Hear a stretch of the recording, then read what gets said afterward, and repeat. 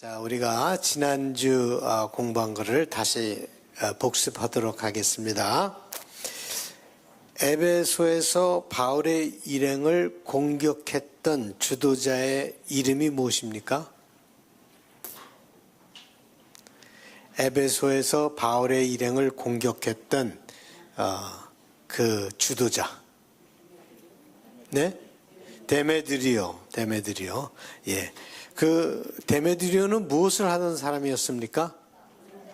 은장색. 은으로 아데미 신상을 만들어서 팔던 사업가였죠. 그래서 직공들이 상당히 많았었다. 아데미는 누구의 딸이었습니까? 제우스의 딸이죠. 우리가 공부한 사람들 중에서 혹시 누구를 또 제우스라고 사람들이 그랬죠? 네? 바나바를 제우스라 그랬죠. 그럼 바울은 뭐라고 그랬습니까? 헤르메스라고 불렀죠. 이것이 어디서 일어난 일입니까? 그리고 무엇을 했을 때, 루스트라에서 일어났고 무엇을 했을 때죠? 안진뱅이를 고쳐줬을 때 이 사람들이 바울을 허메스라고 그러고 그리고 바나바를 제우스라고 그랬죠. 데메드리오가 잡아간 두 사람의 이름은 무엇입니까? 바울은 잡지 못하고 데메드리오가 잡아서 그 커다란 극장에 데려갔는데 그 두 사람이 누굽니까? 가이오와 아리스타고 이 두 사람이죠. 바울은 에베소에서 몇 년을 있었습니까? 3년 있었죠. 예. 바울이 고린도로 갔는데 거기서는 얼마나 있었습니까? 예? 예. 3달, 석 달 거기 있었죠. 석 달 고린도에 가서 있었습니다. 고린도에서 석 달 있는 동안에 쓴 편지가 무엇입니까? 로마서를 고린도에서 썼죠. 예. 자, 어려운 질문인데 예루살렘으로 가는 길에 같이 동행했던 7사람의 이름을 댈 수 있습니까? 예? 뭐 한 사람씩 대보세요. 소바도 예, 나왔어요. 그 다음에 아리스타고 나왔어요. 그 다음에 두기고 나왔어요. 가이오 나왔어요. 디모데 나왔어요. 드로비모 나왔어요. 또 세군도 나왔어요. 7 다 나왔어요. 그 다음에 또 한 사람이 누가가 아마 같이 가지 않았을까. 그래서 8명 플러스 바울까지 하면 9명 이렇게 일행이 됐고 뭐 혹시 신라도 갔을지 안 갔을지 그건 잘 모르겠어요. 그렇지만 확실히 간 사람들은 이렇게 9명이 가지 않았을까 생각이 듭니다.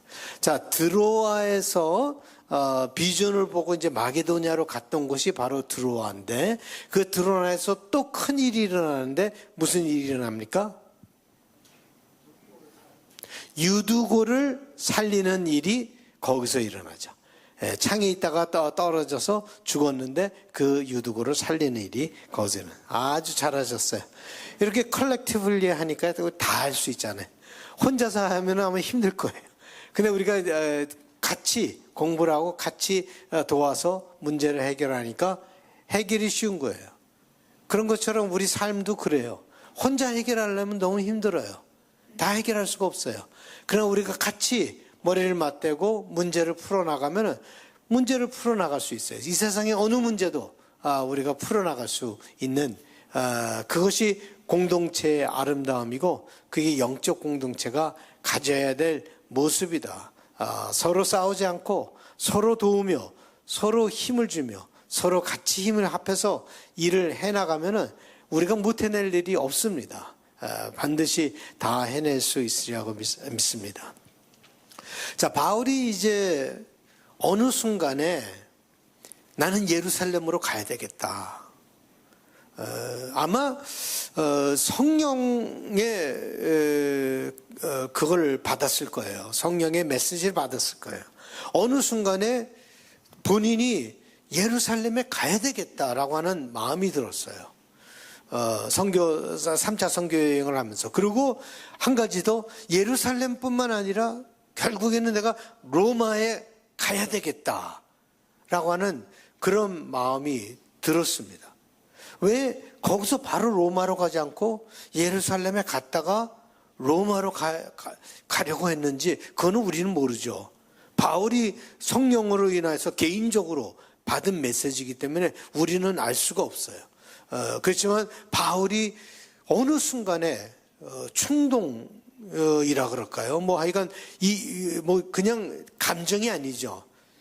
기도하는 사람이니까 그냥 뭐 감정에 의해서 내가 예루살렘 가고 싶다 그런 사람이 아니었어요. 바울은 깊은 기도 가운데 컨빅션이 온 거죠. 확신이 온 거죠.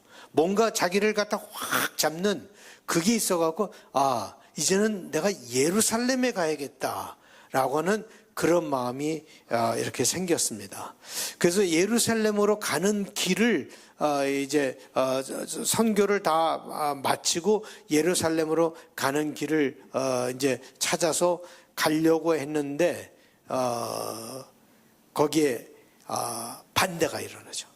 반대가 일어나고 다시 마게도냐로 올라가서 저쪽으로 돌아서 바울이 가는 모습을 보게 돼요. 여기서 바로 아래에서 바로 수리아에 있는 쪽으로 가려고 그러는데 그게 안 되니까 그 배를 타고 그게 오순절에 가는 유대인들이 많았는데 유대인들 가운데 바울을 죽이려고 하는 사람들이 있었기 때문에 배를 타면은 거기서 죽임을 당할 수 있으니까 바울이 거기서 배를 타지 않고 다시 마게도냐 지역 위쪽으로 올라가게 됩니다. 그래서 다시 밀레도 그쪽으로 내려오게 되죠. 그 밀레도를 드로아를 거쳐서 밀레도로 가게 되는데 에베소를 들리지를 않아요. 그 에베소를 들리지 않은 게 아마 시간이 없으니까, 우선 시간이 없으니까 에베소를 못 들린 것도 있지만 또 하나는요, 시간이 없었을 뿐만 아니라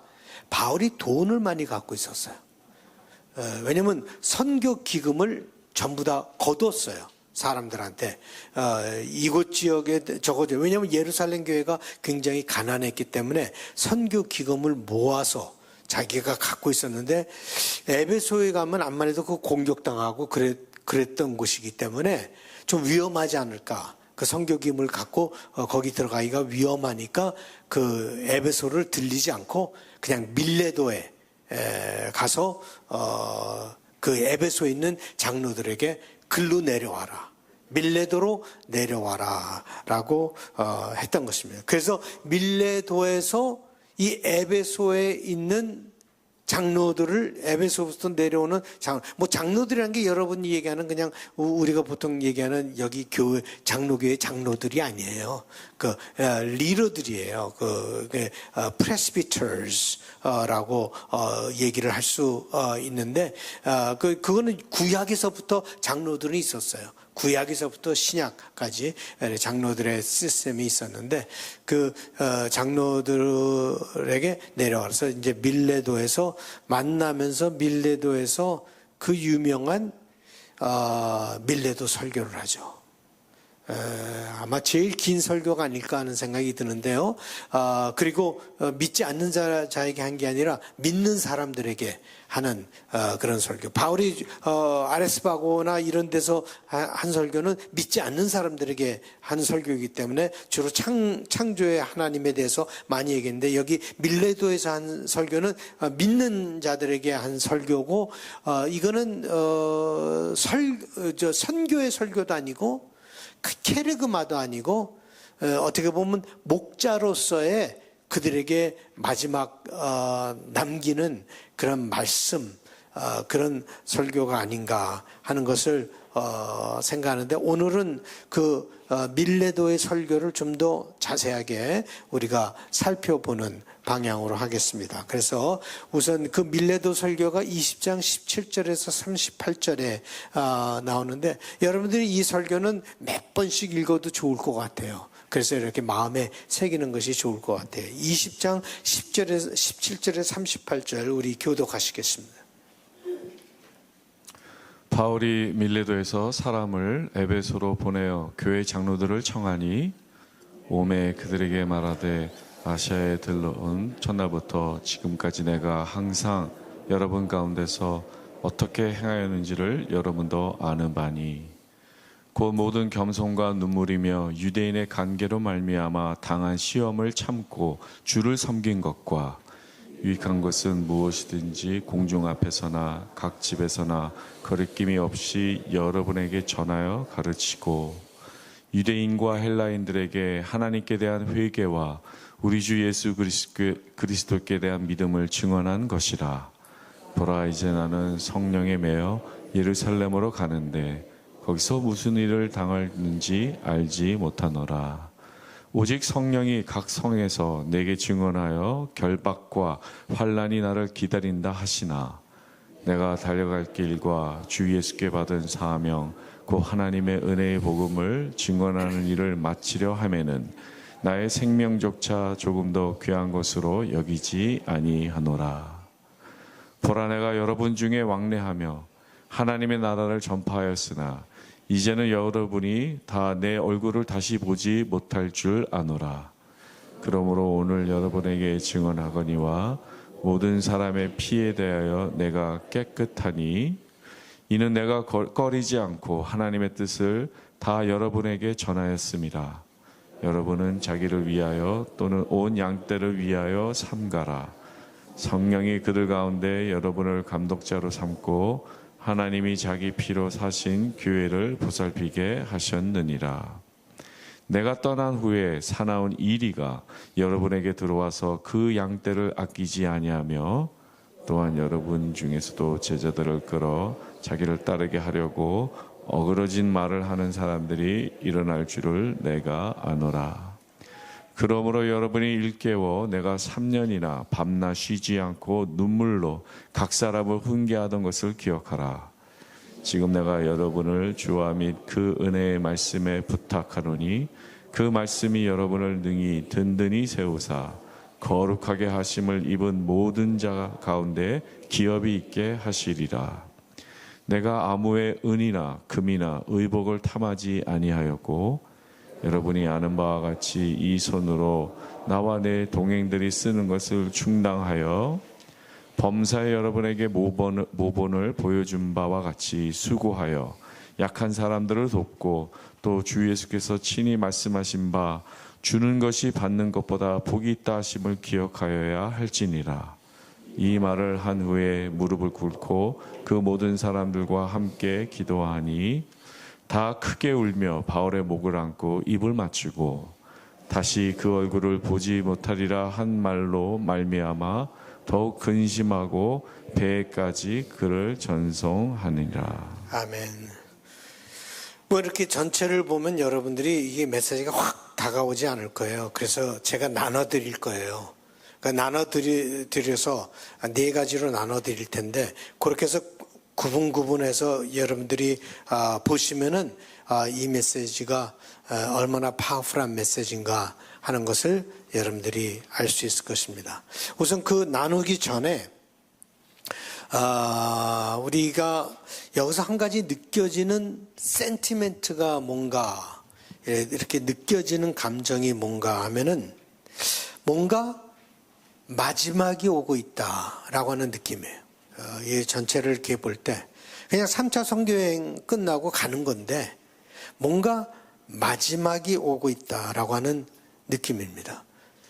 어떻게 보면 요한복음 11장에서부터 여러분들이 느껴지는 감정이라고 할 수 있겠죠. 요한복음 11장을 보면은 나사로를 살리고 나서 클라이막스로 예수님의 그 7개의 기적이 요한복음에 나오는데 그 7개의 기적 중에 마지막 기적이 나사로를 살리는 기적이에요. 근데 나사로를 살리는 그 가장 큰 기적을 행하고 예수님의 그 포퓰러리티가 극치를 달았고 모든 것이 다 가장 최상의 어떤 그 절정에 달았는데 거기서부터 모든 얘기는 11장서부터의 모든 얘기는 어떻게 보면 마지막에 관한 그런 느낌, 센티멘트를 가질 수가 있어요. 예를 들어서 그 다음 장에 바로 나오는 것이 마리아가 눈물로써 예수님의 발을 씻기면서 그 장례를 준비하는 이야기며, 예수님께서 종종 얘기하시는 것이 내가 거처를 예비하러 가노니 내가 예비하면은 너희들을 데려가겠다라고 하는 얘기며, 그 다음에 예수님의 그 고별 기도, 유언 기도, 17장에 나오는 예수님의 유언 기도에 대해서 그렇고, 내가 가면은 성령을 보내겠다라고 하는 14장에서부터 16장까지의 그런 성령에 관한 이야기며, 전부 다 11장서부터는 클라의 절정에 달했지만 모든 것이 다 마지막을 향해서 가는 그런 모습을 보게 되는데, 누가는 그것을 염두에 두고 예수님의 삶과 바울의 삶을 비교해서 연결을 하고 있다라고 하는 것이 느껴집니다. 즉 예수님이 마지막을 그렇게 예루살렘으로 가는 길이 죽음으로 가는 길이 되는 것처럼, 바울이 예루살렘에 가는 길도 그것도 어떻게 보면 죽음의 길을 가는 그런 모습으로 지금 누가는 의도적으로 지금 이 바울의 이야기를 써내려고 하고 있다라고 하는 것을 우리는 여러분들이 보게 될 것입니다. 바울의 고별 설교도 그저 에베소에서 온 리더들과의 작별에 대한 설교라기보다는 자기 자신의 마지막이 다가오고 있다라고 하는 것을 감지하여서 하고 있는 설교다라고 하는 것을 보게 됩니다. 3차 전도 여행이 마무리 짓는 것이 아니라 그의 인생이 마무리져 가고 있다라고 하는 것을 우리가 보게 되고, 그것을 누가는 의도적으로 그렇게 써내려가고 있다라고 하는 것을 보게 됩니다. 그래서 바울의 마지막 행적과 예수님의 마지막 행적은 서로 연결되어 있다라고 하는 것을 보게 됩니다. 어떻게 보면 예수의 길을 따르는 제자의 모습을 보여주려고 한 거죠. 예수님께서 말씀하시기를 너희가 나를 따르려거든 너 자신을 부인하고 내 십자가를 지고 나를 따르라 라고 하신 그 길을 지금 바울은 가고 있다. 예수님을 따라서 그 마지막 길을 가고 있다라고 하는 것을 누가는 표현하려고 하였던 것이 아닌가 하는 것을 우리가 보게 됩니다. 그래서 이 바울의 설교는 어떻게 보면 눈물의 설교다라고도 할 수 있어요.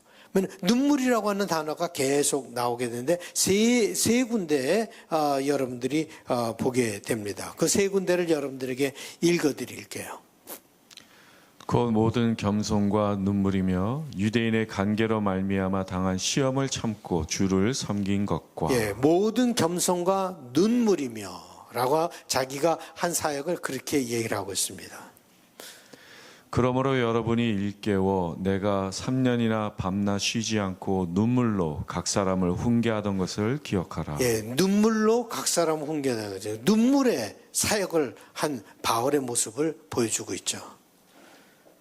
다 크게 울며 바울의 목을 안고 입을 맞추고, 마지막 헤어질 때도 서로 울면서 목을 안고 입을 맞추고 떠나는 그런 모습을 보게 됩니다.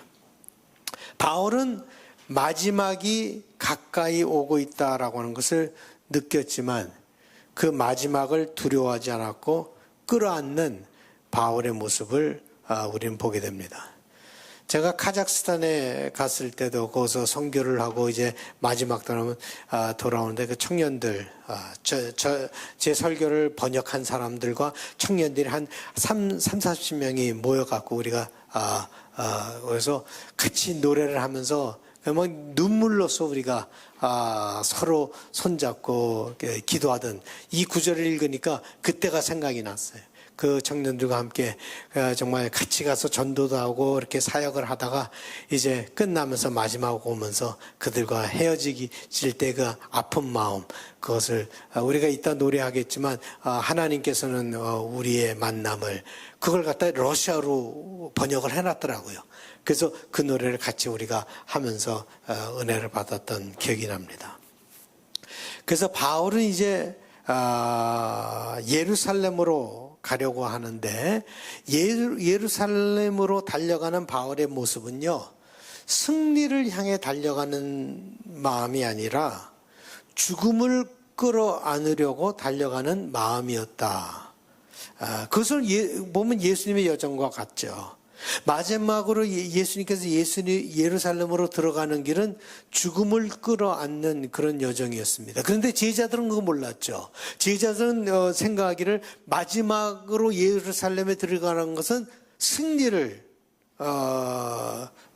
끌어안는 여정이다. 그래서 예루살렘에 들어가면 내 동생은 예수님의 오른편에, 내 동생은 왼편에 이렇게 앉게 해달라고 얘기를 하고 그 예루살렘에 들어가면 마치 모든 것이 굉장히 승리할 것이라고 제자들은 생각했지만 예수님은 3번이나 계속해서 반복해서 말씀하시는 것이 내가 예루살렘에 들어가면은 관원들에게 잡혀갈 것이고 고초를 당하고 죽임을 당할 것이다 라고 하는 것을 예수님은 계속 예고를 하죠. 그러나 아무도 그걸 이해를 못했어요. 예수님이 그 말을 할 때는 그게 무슨 말인가, 지금 아주 분위기가 고조돼 갖고 승리의 그 입성을 하고 있는데 무슨 말인가 했지만 사람들이 이해를 못했습니다. 우리가 마지막을 피해 도망가려고 하는 삶을 산다면요, 여러분들은 말할 수 없이 나약해질 거예요. 어떻게 하면 죽음을 피할까? 어떻게 하면 도망갈까? 벌써 올해만해서도 아주 지난 한 두 주 사이에 두산 주사의 장례가 5번이 있었습니다. 이번에도 이제 우리 같이 신앙생활 하시는 권순석 집사님 소천을 하시게 돼서 금요일에 우리가 장례식을 하게 되지만 우리에게 마지막은 옵니다. 영원히 이렇게 여러분들이 지금 살고 있는 대로 살지는 않을 거예요. 여러분에게도 마지막이 올 것입니다. 그 마지막을 끌어안고 우리가 살 때 지금 오늘을 제대로 살 수가 있어요. 그렇지만 마지막을 두려워서 피해 살려고 한다면 오늘이 비겁한 삶을 살 수밖에 없는 것이고 나약한 삶을 살 수밖에 없는 것입니다. 여러분들이 마지막을 끌어안고 죽으면 죽으리라 라고 하는 마음으로 우리가 살아야 되지 않을까 하는 생각을 해봅니다. 에스라가 고백한 것처럼 죽으면 죽으리라. 왜냐하면 나의 모든 것은 하나님께 속해 있는 것이기 때문에 나는 지금 이 순간도 죽으면 죽으리라 라고 하는 마음으로 우리 모두가 다 가야 하는 길이고 시간의 차이만 조금 있을 뿐 다른 차이는 별로 없다라고 하는 것을 보게 됩니다. 자, 여러분들에게 그 고별 설교를 4가지로 구분해서 알려드리겠습니다. 첫 번째 부분은 17절에서 21절입니다. 바울이 밀레도에서 사람을 에베소로 보내어 교회 장로들을 청하니 오매 그들에게 말하되 아시아에 들어온 첫날부터 지금까지 내가 항상 여러분 가운데서 어떻게 행하였는지를 여러분도 아는 바니 그 모든 겸손과 눈물이며 유대인의 관계로 말미암아 당한 시험을 참고 주를 섬긴 것과 유익한 것은 무엇이든지 공중 앞에서나 각 집에서나 거리낌이 없이 여러분에게 전하여 가르치고 같이 읽겠습니다. 유대인과 헬라인들에게 하나님께 대한 회개와 우리 주 예수 그리스도께 대한 믿음을 증언한 것이라. 예, 여기 17절에서 21절을 보면은 뭐에 관한 얘기예요? 바울이 어떻게 사역하였는가에 관한 얘기를 하고 있어요. 맨 처음에 내가 에베소에 가서 당신들에게 어떻게 사역을 하였는가 하는 것을 기본적으로 얘기를 하고 있죠. 그 사역을 하는 그 얘기 중에 3가지 단어가 떠오르는데 겸손, 핍박, 열심. 겸손, 핍박, 열심. 이 세 가지가 바울의 사역의 주된 내용이었습니다. 바울은 주장하는 자로 섬기지 않았고 그들을 아끼는 마음으로 그들을 섬겼다라고 하는 것을 보게 되죠. 겸손이 있었기 때문에 핍박을 견딜 수가 있었던 거예요. 그에게 겸손이 밑바닥이 있었기 때문에 가는 곳마다 동족으로부터 핍박을 받았는데 그 핍박을 견딜 수 있었던 것이 겸손이 있었기 때문에 그 핍박을 견딜 수가 있었어요. 유대인의 관계로 말미암아 당한 시험이다라고 바울은 말하고 있어요. 유대인의 관계로 말미암아. 그만큼 바울의 메시지가 받아들이기가 굉장히 힘들었던 거예요. 그러므로 유대인들의 핍박이 가장 힘든 거였어요. 바울의 핍박 중에 가장 큰 핍박이 그 유대인의 핍박이 가장 큰 핍박이었습니다. 그렇다고 해서 바울이 자기 민족을 미워했던 것이 아니에요. 자기 민족으로부터 미움을 받았지만 바울은 자기 민족을 미워하지는 않았어요. 자기 메시지를 받아들이지 못하고 이해하지 못하고 있는 그 모습을 보면서 바울은 그냥 안타까워했던 거예요. 이 사람들이 이 메시지를 자기 전통에 매여서 자기 율법에 매여서 이 새로운 예수님께서 가져오신 새로운 구원의 메시지를 받아들이지 못하는구나라고 하는 안타까움이 있었지, 그들이 미워한다고 바울이 그들을 다시 미워하지 않았다라고 하는 것을 보게 되는데, 그것을 로마서에서 바울은 이렇게 얘기하고 있습니다. 나의 형제 곧 고륙의 친척을 위하여 내 자신이 저주를 받아 그리스도에게서 끊어질지라도 원하는 바로라. 자기가 그리스도에서 끊어질지라도 이 사람들이 구원을 받기를 원한다라고 하면서 자기 민족을 위해서 기도하고 정말 안타깝게 여기는 바울의 모습을 보게 됩니다. 그는 열심히 섬겼습니다. 그 20절에 나오죠. 유익한 것은 무엇이든지 공중 앞에서나 각 집에서나 거리낌이 없이 여러분에게 전하여 가르치고. 정말 바울은 열심히 가르쳤어요. 말씀을 하나하나 풀어서 그들에게 설명해주고, 같이 모여서도 하고 각 집에 다니면서도 하고 그리스도에 대한 믿음을 계속해서 그들에게 가르쳤습니다. 거기에 3년 동안 있으면서 그 두란노 서원에서도 가르치고, 그 계속해서 그들에게 믿음을 세워주기 위해서. 제가 말씀드렸죠. 믿음이 세워진다는 게 하루아침에 세워지는 게 아니에요. 오늘 말씀 듣는다고 세워지는 게 아니에요. 계속적인 말씀의 노력을 할 때 나도 모르게 내 속에서 세워지는 것이지, 내가 갖겠다고 해서 세워지는, 그거는 just your wish. 그냥 갖고 싶은 그런 wish하면 바람일 뿐이죠. 바란다고 되는 거예요? 안 돼요. 믿음은 바란다고 되는 게 아니에요. 내가 바랄 뿐이지, 믿음이 있으면 있는 거고 없으면 없는 거예요. 내 안에 믿음이 있으면 있는 것이고 없으면 없는 거예요. 그러니까 믿음을 쉽게 여기는 사람처럼 어리석은 사람 없는 거예요, 이 세상에. 내가 믿음을 갖고 있다라고 하는 그 자체도 어떻게 보면 어폐가 있는 말이에요. 정말 두렵고 떨리는 마음으로 자기의 믿음을 이루어 나가는 그 모습이 진정한 믿음이고, 그 믿음만이 구원을 가져옵니다. 그 믿음만이 영생을 가져옵니다. 장로라고 해서 믿음이 생기는 게, 목사라고 해서 믿음이 생기는 게 아니에요. 그런 식으로 어떤 타이틀에 의해서 믿음이라고 하는 것이 세워지는 것이 아니에요. 두렵고 떨리는 마음으로 우리는 그 믿는 마음을 내 안에서 키워야 합니다. 그래서 바울이 계속해서 그 믿음을 가르친 거예요. 왜냐하면 그 가르침을 통해서만 믿음이 나오기 때문에 계속해서 그것을 가르쳤던 거예요. 자기가 그것을 경험을 했거든요. 우리 찬양 하나 하겠습니다.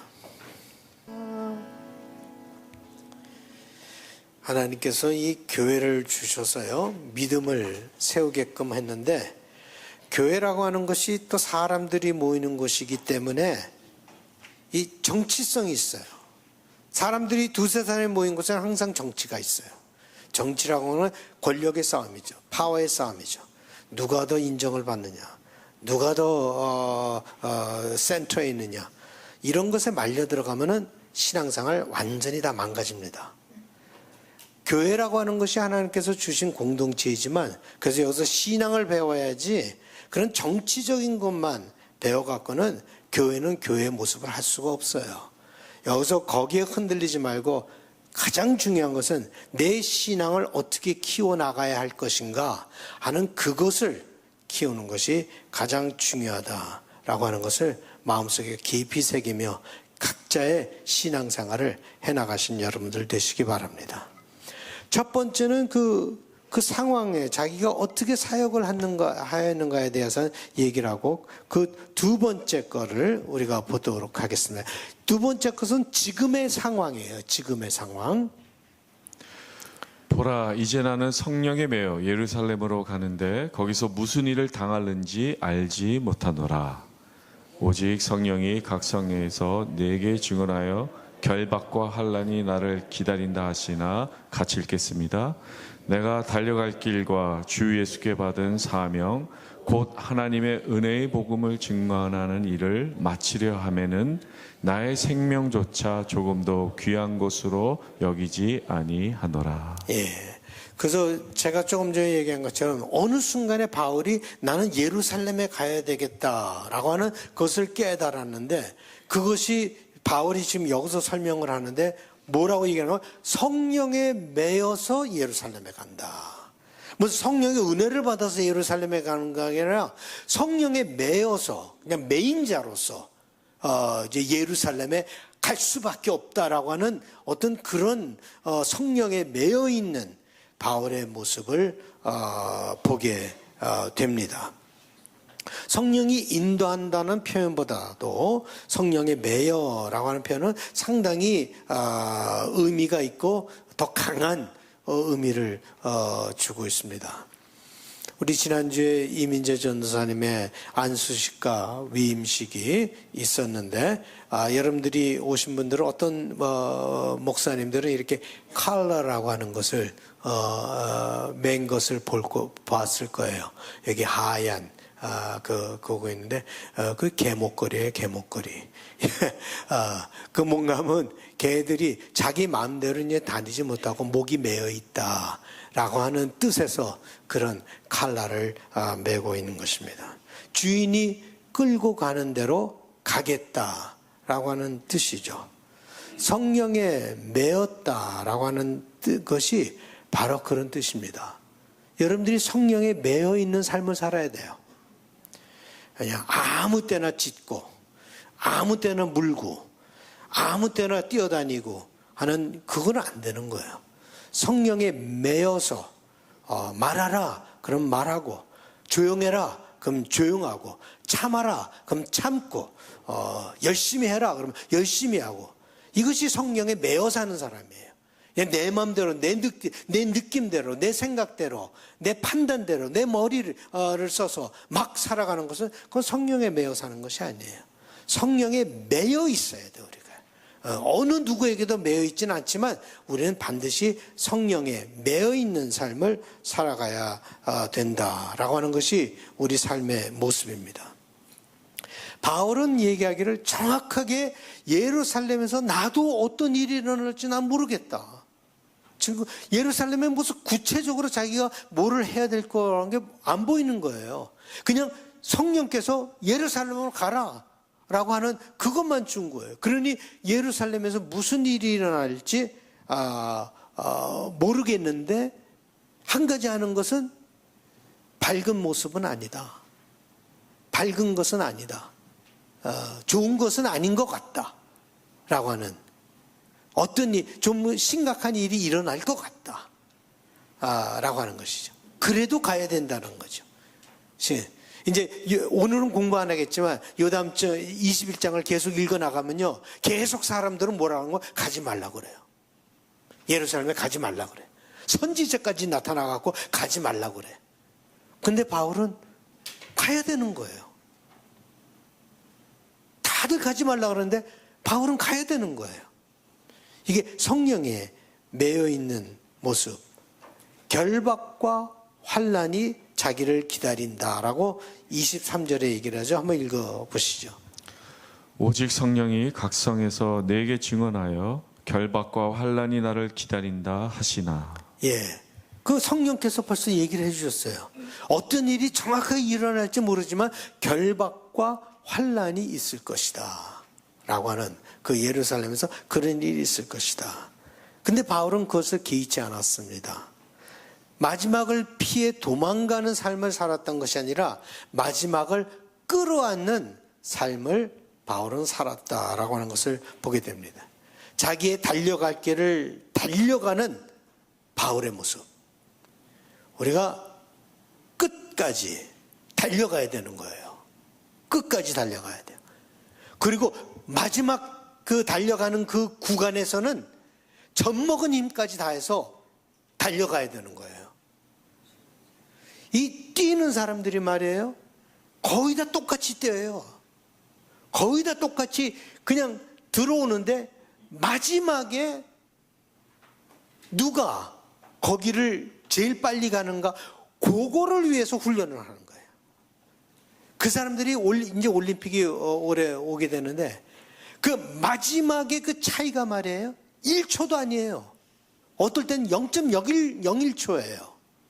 그 0.01초를 위해서 4년간을 죽어라고 훈련을 하는 거예요.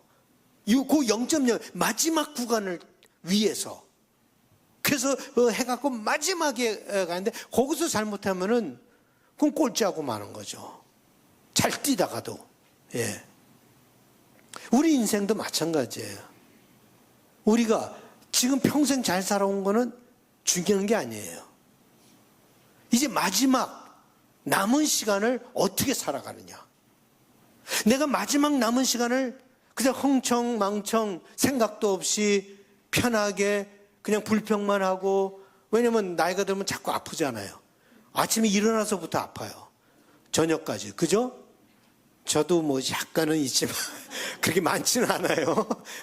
근데 저희 장인어른이 95세이신데 아직도 운전하고 다니시는데 그런데 가기만 하면 안 아픈 데가 없다는 거예요. 안 아픈 데가, 모든 곳이 다 아프다는 거예요. 그냥 다 아픈 게 다 아프죠. 그런데 아프다고 불평만 하고 살 거예요? 마지막에 그냥 편한 것만 생각하면서 살 거예요? 마지막에 어떻게 하면 좀 쉽게 살까? 그러면 마지막을 잘못 사는 거죠. 마지막 경주를 위해서 우리가 이제까지 신앙의 훈련을 해왔는데요. 신앙의 훈련을 가지고 이제 마지막에 표대를 향해서 달려가는 그런 모습. 이것이 바울의 삶의 모습이에요. 마지막을 향해서 달려가는 바울의 모습을 우리가 보게 되는데, 데살로니가서에서 바울이 잘 그걸 우리에게 설명해 주고 있습니다. 전제와 같이 내가 벌써 부어지고 나의 떠날 시각이 가까웠도다. 나는 선한 싸움을 싸우고 나의 달려갈 길을 마치고 믿음을 지켰으니 이제후로는 나를 위하여 의의 면류관이 예비되었으므로 주 곧 의로우신 재판장이 그 날에 내게 주실 것이며 내게만 아니라 주의 나타나심을 사모하는 모든 자에게 도니라. 아멘. 예루살렘에 어려운 일이 있지만 자기는 자기의 생명조차 조금 더 귀한 것으로 여기지 않는다 라고 얘기를 합니다. 바울은 부활을 확실히 믿고 있었기 때문에 지금 누리고 있는 생명에 대한 애착이 없었다는 것을 봅니다. 그것이 바로 부활의 신앙입니다. 바울의 신앙은 부활의 신앙이었습니다. 그래서 그 부활의 신앙을 가지고 마지막까지 죽음을 끌어안으려고 달려가는 바울의 모습을 보게 됩니다. 그 다음 부분은 이제 세 번째 부분인데요. 자기가 떠난 후에 이 에베소 교회가 어떻게 될까 걱정하는 바울의 모습을 보게 되는데, 여기서는 목자의 모습을 보게 됩니다. 예수님도 예루살렘에 들어가기 전에 양과 목자의 비유를 통해서 우리에게 가르쳐 주신 것처럼 바울도 목자의 마음으로 이 세 번째의 부분을 얘기하고 있는 것을 보게 됩니다. 25절에 31절입니다. 보라 내가 여러분 중에 왕래하며 하나님의 나라를 전파하였으나 이제는 여러분이 다 내 얼굴을 다시 보지 못할 줄 아노라. 그러므로 오늘 여러분에게 증언하거니와 모든 사람의 피에 대하여 내가 깨끗하니 이는 내가 꺼리지 않고 하나님의 뜻을 다 여러분에게 전하였음이라. 여러분은 자기를 위하여 또는 온 양떼를 위하여 삼가라. 성령이 그들 가운데 여러분을 감독자로 삼고 하나님이 자기 피로 사신 교회를 보살피게 하셨느니라. 내가 떠난 후에 사나운 이리가 여러분에게 들어와서 그 양떼를 아끼지 아니하며 또한 여러분 중에서도 제자들을 끌어 자기를 따르게 하려고 어그러진 말을 하는 사람들이 일어날 줄을 내가 아노라. 같이 읽겠습니다. 그러므로 여러분이 일깨어 내가 3년이나 밤낮 쉬지 않고 눈물로 각 사람을 훈계하던 것을 기억하라. 예, 바울이 이제 다시 여러분들과 만나지 못할 것입니다 라고 얘기를 합니다. 에베소 장로들에게 얘기를 하는 거예요. 사실상 바울은 다시 보지 못했어요. 에베소 장로들을 여기서 마지막으로 보고 보지 못했어요. 제가 이 구절을 읽으면서 브라질에 갔던 기억이 나요. 브라질에 선교를 갔는데 그 할아버지가 한 분 계셨어요. 근데 그 사람이 얘기를 해주는 게 자기가 집에 있는데 양로원을 하고 고아원을 하고 있었어요. 근데 그냥 집에 있는데 어느 날 밖에서 애 울음소리가 났더라는 거예요. 그래서 나가보니까 애를 갖다 누가 놔두고 간 거예요.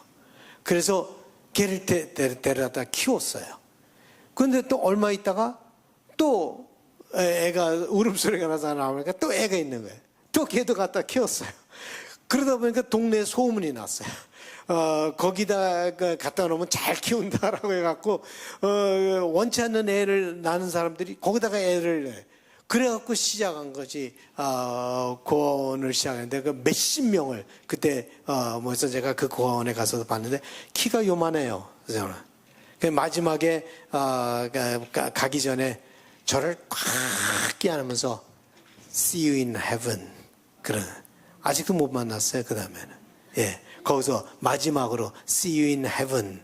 그렇게 하더라고요. 여기 이것처럼 이 바울이 그 장로들에게 See you in heaven. 내가 당신들을 다시는 보지 못할 것이다. 라고 말씀을 하고 있습니다. 그래서 20장 37, 38절을 보면 아주 이모셔널한 모습이 나오죠. 다 크게 울며 바울의 목을 안고 입을 맞추고 다시 그 얼굴을 보지 못하리라 한 말로 말미암아 더욱 근심하고 배에까지 그를 전송하니라. 예. 이제 바울이 이렇게 이 에베소를 떠나면서 마음이 참 아팠던 것은, 나중에 또 이 유대인들이 들어와서, 잘 세워놓은 그 가르침을 전부 다 망가뜨릴. 근데 누가는 이 글을 쓸 때쯤에는 벌써 그것을 본 거예요.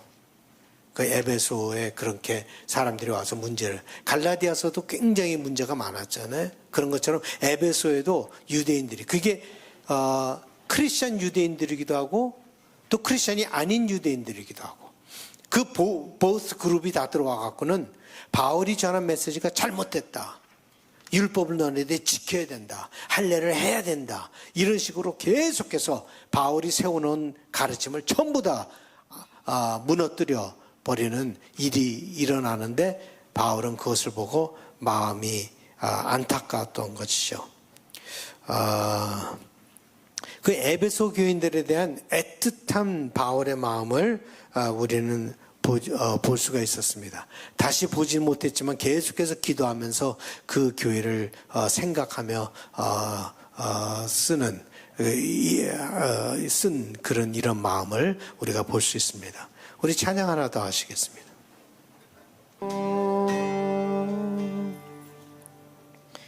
참, 바울은 에베소에서 그냥 말씀만 전했던 것이 아니라 정말 그들과 끈적끈적한 관계, 서로 성령 안에서 정말 하나 되는 경험을 하였고, 지금 그들을 떠난다는 것이 참 마음이 아파하는 그런 바울의 모습을 보게 됩니다. 이제 네 번째 부분, 마지막 부분을 32절에서 35절 우리 보도록 하겠습니다. 지금 내가 여러분을 주와 및 그 은혜의 말씀에 부탁하노니 그 말씀이 여러분을 능히 든든히 세우사 거룩하게 하심을 입은 모든 자 가운데 기업이 있게 하시리라. 내가 아무의 은이나 금이나 의복을 탐하지 아니하였고 여러분이 아는 바와 같이 이 손으로 나와 내 동행들이 쓰는 것을 충당하여 범사에 여러분에게 모본을 보여준 바와 같이 수고하여 약한 사람들을 돕고 또 주 예수께서 친히 말씀하신 바 주는 것이 받는 것보다 복이 있다 하심을 기억하여 할지니라. 아멘. 예, 바울은 그들에 대한 애틋한 마음이 있었습니다. 자기가 그들을 떠나니 이제 자기가 해줄 수 있는 것이 아무것도 없었습니다. 그래서 그 바울이 얘기하기를 자기가 가르친 그 말씀이 그들을 지켜주기를 바라는 마음으로 보면은 32절에 그렇게 써 있죠. 지금 내가 여러분을 주와 및 그 은혜의 말씀에 부탁하노니 그 말씀이 여러분을 능히 든든히 세우사 거룩하게 하심을 입은 모든 자 가운데 기업이 있게 하시리라. 예, 그 말씀이 여러분들을 능히 든든히 세우기를 원하셨습니다. 신앙은 느끼는 것으로 남는 것이 아닙니다. 신앙은 오늘 지금 바울이 마지막에 얘기하는 게 중요한 게 뭔가 하면 주는 자가 받는 자보다 복이 있도다. 신앙은 느낌으로 남는 것이 아니라 신앙은 주는 것으로 나타납니다. 성령을 받았을 때 초대 기독교 공동체가 아주 두드러진 특성이 있었는데 그게 뭔가 하면 주는 것이었어요. 바나바도 그렇게 했죠. 자기의 모든 것을 다 밭을 드리고 모든 것을 다 드리는 모습으로 나왔습니다. 주는 것이 받는 것보다 복이 있다 하신 주님의 말씀. 근데 주님의 말씀이 이렇게 쓴 게 사복음서에는 전혀 하나도 나오지 않아요. 어디에도. 그 내용은 있지만 사복음서에 이렇게 딱 얘기한 것은 나오지 않아요. 그런 걸 보면서 우리가 깨달은 것은 사복음서 외에도 주님께서 하신 말씀들이 있었어요. 우리에게 없을 뿐이지 사복음서에 쓰여지지 않은 것도 주님께서 하신 말씀들이 있었는데 그 중에 하나에서 주는 것이 받는 것보다 복되도다라고 하신 주님의 말씀을 여기서 얘기를 하고 있습니다. 초대 기독교 공동체는 관대함으로 세워졌습니다. 주는 것이 받는 것보다 복이 있다는 교훈 위에 세워졌습니다. 그 당시에 바울이 돌아다니면서 계속 보았던 종교가 원했던 것이 뭡니까? 전부 다 받기를 원했던 거예요. 그래서 우상을 섬기는 거예요. 받기를 원했던 것이죠. 우상을 섬기는 것은 결국 받기를 위함입니다. 보호를 받고 안전함을 받고 평안을 받고 풍성함을 받고 자식이 축복을 받고 그러니까 배를 타고 나가면은 꼭 제사를 드리고 돼지 머리를 놓고 제사를 드리고 나가는 게 안전함을 받기 위해서 하는 것이고 그 아데미 신전도 그 fertility 그 애를 많이 잘 낳을 수 있는 그런 신이기 때문에 그런 모든 것을 받기를 위해서 모든 우상들을 섬기게 되는데 여기를 보면은 바울은 주는 것이 받는 것보다 복되도다라고 하는 전혀 카운터컬처럴한 메시지를 반문화적인 메시지를 전하는 거죠. 에베소에서도 문제가 난 게 뭐예요? 무슨 데메드리오가 정말 아데미 신전을 정말 사랑해서 그래요? 아니죠. 자기가 은장색으로서 돈을 잘 벌었는데 바울 때문에 돈을 벌 그게 없어졌기 때문에 화가 나서 받는 것을 놓쳤기 때문에 화가 나서 그런 거죠. 바울이 지금 전하고 있는 메시지는 그들에게 익숙한 그런 받고자 하는 종교, 받고자 하는 우상, 이것의 반대의 메시지, 주는 것이 받는 것보다 더 복되도다 라고 하는 것을 꼭 기억하라. 그리고 주는 삶을 살아라 라고 하는 것을 바울은 그들에게 전하고 있는 것을 보게 됩니다. 이 말씀을 하신 후에 무릎을 꿇고 기도하고 목매어 울면서 그들이 헤어지게 되었는데, 그 다음에 우리가 이제 바울의 여정이 21장 1절에서 6절까지 나오는데, 오늘은 시간이 없어서 거기까지만 하도록 하겠습니다. 그 내용, 그 다음에 내용들은 그 다음에 보게 되는데, 제가 그냥 그림을 보여드리겠어요. 21장 1절에서 6절 한번 읽고 제가 보여드리겠습니다. 우리가 그들을 작별하고 배를 타고 바로 고스로 가서 이튿날 로도에 이르러 거기서부터 바다라로 가서 베니게로 건너가는 배를 만나서 타고 가다가 구브로를 바라보고 이를 왼편에 두고 수리아로 항해하여 두로에서 상륙하니 거기서 배의 짐을 풀려 함이러라.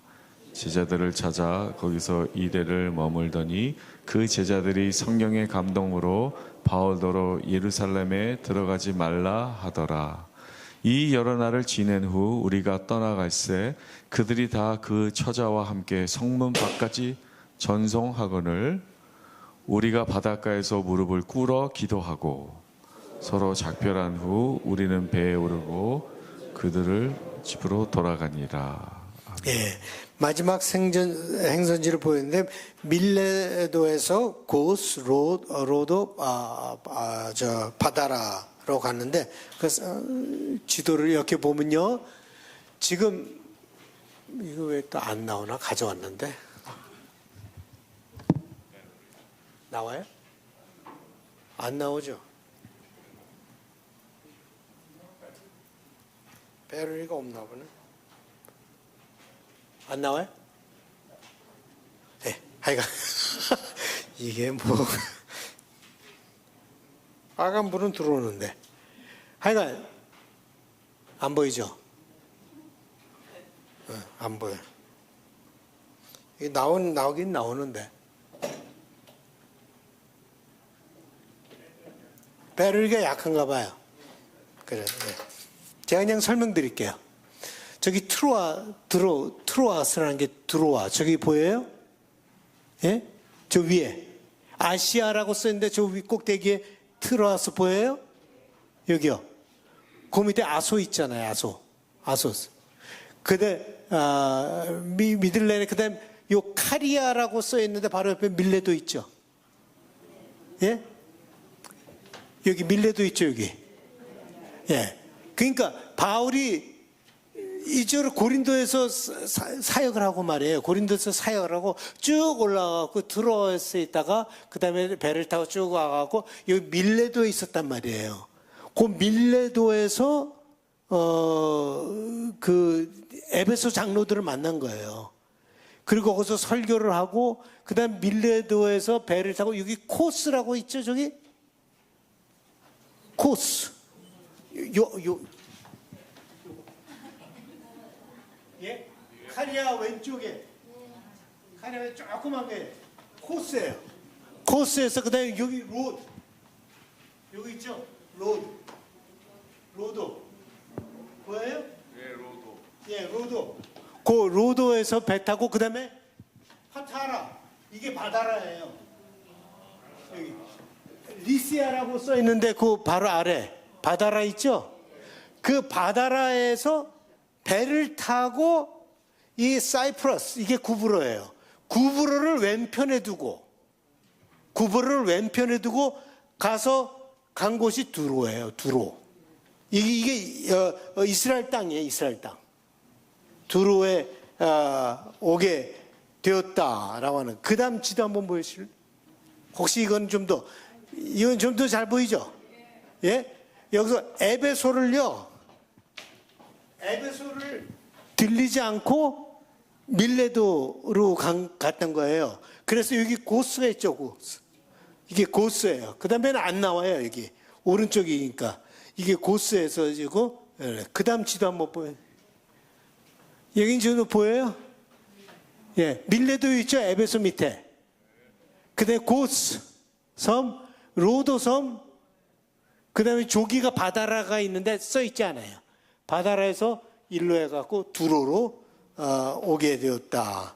그 마지막 항해가 그렇게 된 건데 이 바다라에서 배를 타고 올 때 아마 그 진배를 타고 오지 않았는가 하는 생각이 들어요. 그래서 여기 저 두로에 와갖고는 오랜 시간을 짐을 내리는데 기다리고 있는 그런 모습을 보게 됩니다. 이 고스라고 하는 곳은요, 이 고스라고 하는 것은 주전 5년에 여러분들 히포크라테스 아세요? 히포크라테스 그 현대 의학의 그 아버지라고 얘기할 수 있는 그 히포크라테스가 의과대학을 시작한 것이 바로 고스예요. 거기서 히포크라테스가 의과대학을 해갖고 한 곳이 바로 고스다. 그래서 그걸 통해서 바울이 유대 땅으로 다시 돌아오게 되는 거예요. 상당히 먼 여행이죠. 그래서 돌아오게 되는데 이제 돌아와서 어떤 일이 일어나는가 하는 것을 우리가 요 다음에 공부하도록 하겠는데, 요 다음 주는 저희가 그냥 보통 수예배를 하겠어요. 왜냐면 제가 그 캐나다 장로교랑 연합교회랑 같이 하는 커다란 컨퍼런스가 있는데 거기에 워크숍의 강사로 가게 됐어요. 그래서 목요일날 거기에 가게 되기 때문에 그 준비가 좀 필요하거든요. 그래서 시간이 제 준비할 시간이 없으니까 거기에 목요일날 가게 되니까 요 다음 수요일은 그냥 보통 수요예배로 우리가 드리고, 그 다음 주에 와서 다시 또 그 예루살렘에 가서 어떤 일이 일어나는가 하는 것을 살펴보도록 하겠습니다.